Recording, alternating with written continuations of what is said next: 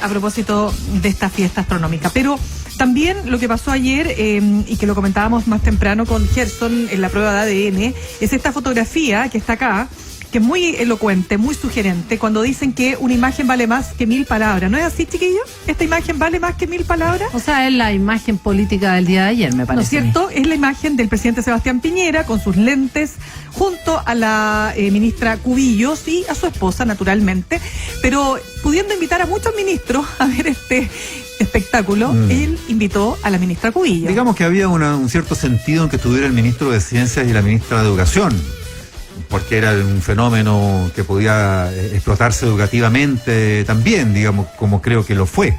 Sí, pero aparte que estaba... Pero estamos en pleno paro, entonces... Exacto, pero estaba programada, o sea, lo que dice la ministra, ¿por qué no fue a la Comisión de Educación de la Cámara para hablar justamente del paro docente?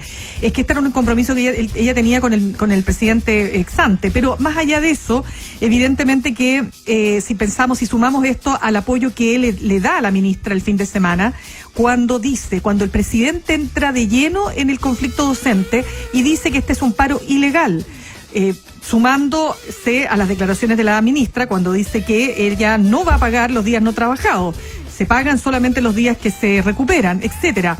Y aparece esta fotografía justo el día en que se discutía en la Cámara el tema del paro docente, porque el paro docente ya está en su 5ª semana, entonces estamos hablando de un conflicto que está generando muchos problemas, fundamentalmente para esos más de 600.000 niños que se calcula que están sin clases hoy día. ¿Cómo lo ven ustedes, Andrea? O sea, yo creo que efectivamente ella hace al ir, pese a existir esa sesión dentro del Congreso, hace un punto político, no es como que...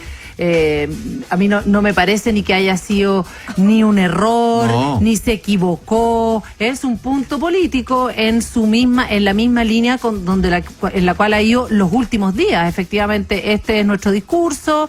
Nosotros efectivamente estamos por los niños, comillas, aquí estoy con los niños que fueron los que ganaron la posibilidad de estar acá. Efectivamente, yo creo que además, a mí me parece como que todas las conexiones con el eclipse son tan desafortunadas como la que hace el senador Guillé, que dice, la ministra tiene un eclipse en la educación pública, ¿cómo va el eclipse?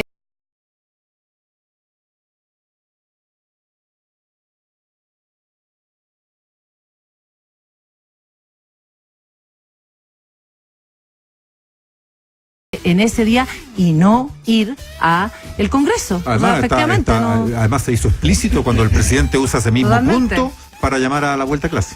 Y además está interpelado el presidente también ayer por los propios profesores. Los propios profesores le piden a él que se siente a la mesa de conversaciones. El presidente ayer también dice que efectivamente sí lo hace, pero con los niños dentro de las salas de clase. O sea, aquí ya se enredó todo. Ayer se cruzaron todos los cables, pero sigue siendo la misma actitud, creo yo, del gobierno. Digamos, no me parece que haya una distinción. Lo que hablamos la otra vez es cómo, quizás ya aquí la pregunta, ¿no?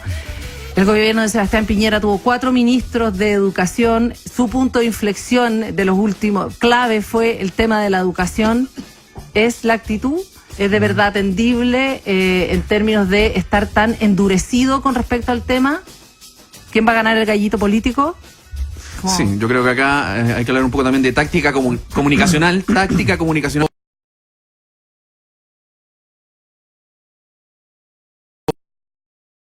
por la culata, o le das muy buenos argumentos a tu adversario. Por ejemplo, mira, la ministra está cambiando clase en vez de estar preocupada de los temas que urgen en este minuto, que es precisamente que se termine el paro, y más encima no va a la sesión a la que está invitada en el Congreso. Pero está muy bien pensado, evidentemente, no es cualquier cosa que la ministra en este minuto, de mayor atención ayer en la principal actividad que se supone unió a todos los chilenos, como manifestaba el presidente, estuviera sentada a su derecha. Por un lado estaba todo eso exprofeso, o sea, pensado para generar un impacto y también un mensaje de unidad. Somos acá monolíticos, o sea, pensamos exactamente lo mismo, pero le entregáis argumento en bandeja a tu adversario. O sea, ¿pero tú crees que no le funcionó? No es, finalmente fue una mala, porque tú estás hablando de la táctica comunicacional, ¿tú crees que fue mala? O en términos de que es muy riesgosa y de que le va a traer muchos costos. Es muy riesgoso, es un arma de doble filo. Es el fondo, por un lado, claro, quien no creo que no convenza a nadie de tus adversarios, más bien esto es una provocación. Claro, lo que pasa es que hay dos Que no sea audiencias quien quiere- distintas. claro, Una son los adversarios políticos que están en el Parlamento y los profesores. gremios. Y otra es la galería general, La porque gente. somos Exactamente. todos, ¿no? Y la Exactamente. gente y la familia de los niños que también están Claro, y, complicados ahí, con y en esa con lectura el de la paro. galería general, porque este movimiento, recordemos, también tiene sus estrategias y tácticas Sí. comunicacionales, porque va tratando de sumar, no solamente circunscribir esto al gremio, sino que hizo el cacerolazo de los patipelados, va tratando de sumar no solamente a los profesores ni apoderados. Pero- Y acá vemos cómo las distintas encuestas post-CEP, que no midió el paro, recordemos que el Sí. campo de medición de la CEP terminó Sí.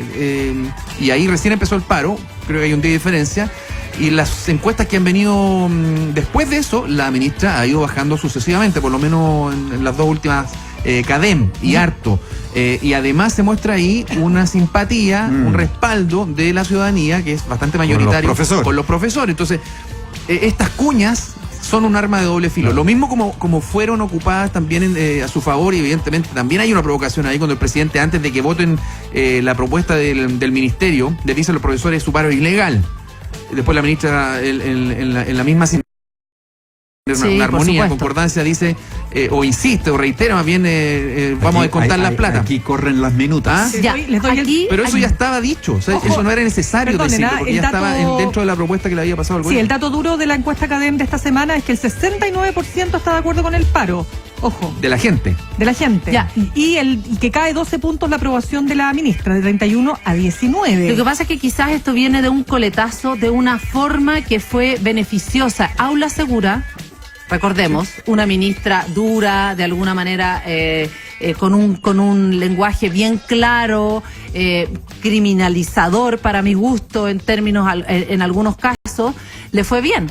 Le fue bastante bien con Pese Aula a segura. las voces de expertos exactamente. de su mismo Por eso sector, digo. pero Entonces, le funcionó comunicacionalmente le y eso se funcionó. reflejó en la CEP. Exactamente, entonces quizás aquí hay falta como de ir midiendo los tiempos y a lo mejor tú te quedas con una estrategia que funcionó de alguna manera, pero que después no vas adecuando. Yo creo que tampoco nadie vimos, y aquí reconozcámoslo, nadie vimos, o yo al menos no vi, el poder convocatoria, la fuerza que iba a agarrar los profesores, la buena voluntad que iban a sumar los profesores.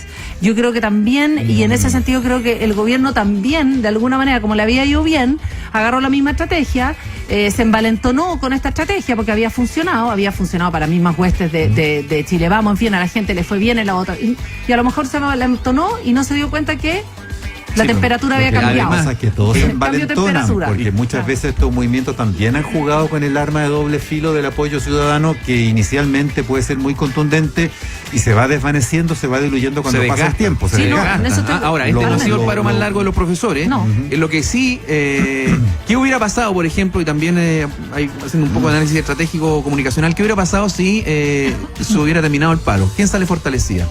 La ministra.